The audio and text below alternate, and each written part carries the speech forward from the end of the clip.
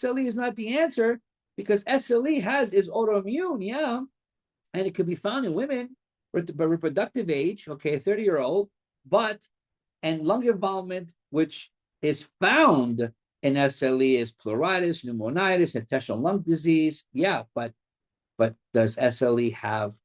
But this patient doesn't have facial butterfly rash. This patient doesn't have myalgia arthritis, makes this diagnosis unlikely. So the more time you spend reviewing the answers, saying, well, because I know AMBOSS has a better job. They do a better job with putting the answer choices so close to each other. They all look similar and they all overlap, except that you need to know more about the information to be specific, right? So this one here is the answer. Think about why, if sarcoidosis is so common in USMLE and it's talked about all the time, we all know about it. Why did 40% only choose it? Because, and this is what you have to think. You say, well, if I don't know the answer right away, I have to depend on my power of elimination to go to the answer choices. Simple, right? And then if I don't, I can eliminate what I can down to 2, 50-50, and go from there. But you'll be able to review, people went to 17% here. They thought they got tricked. It's actually high. 14%, it's going to be low, PTH. And down here, double-stranded is SLE, 19%. So 19% went here, 14 went here, 17 of our colleagues went here, even 3 went to TB. And this might not look like right away, but this is sarcoidosis at its finest. And then what I would do is take advantage of these beautiful photos, because someone had to do it. Some team had to draw this. Say, oh, wow, I could either screenshot it and create my own file if I want, or I could tag the question and come back to it later. But I mean, I would make a whole collection of this, screenshot it. Why not? So, all right, this is a beautiful photo here. And then you have etiology, epidemiology, diagnostic here. It goes chest x-ray, bilateral, hilar lymphadenopathy, CD4, CD8 ratio is high.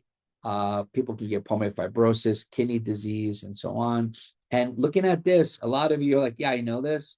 But then what happens is when they throw this in the question stem, and there's high calcium, eye problems, there's erythema nodosum everywhere. It's symmetrical, by the way. So do you think they might tell you it's asymmetrical versus symmetrical? A test writer can use any of this to their advantage, just like what they did here in the question stem. Hold on, the question stem here, they told you right away that the person was shortness of breath, non-productive. So in respiratory, you think, well, if a person tells me they're coughing and it's dry cough versus wet cough, your list of differentials are constantly changing. I mean, it's 2 different types of differentials. So immediately they're telling you how to think, right? Then they're telling you it's not travel history, not exposed to any sick people, eye problems, skin problems, lungs are clear, yeah, but they're spoon feeding you everything. And it's up to us to know this information, okay? So take your time, all of you, when you're doing this, and you can do this in any system you're doing, and say, okay, I know the answer. This is, by the way, written very, very well. It allows you to understand the material. I don't want you to write everything out. I don't want you to memorize everything. I want you to keep reviewing it, because now if you review this, you say, well, release of cytokines that they're looking to, oh my God, there's so much. It's okay. Take your time. That's with immunology.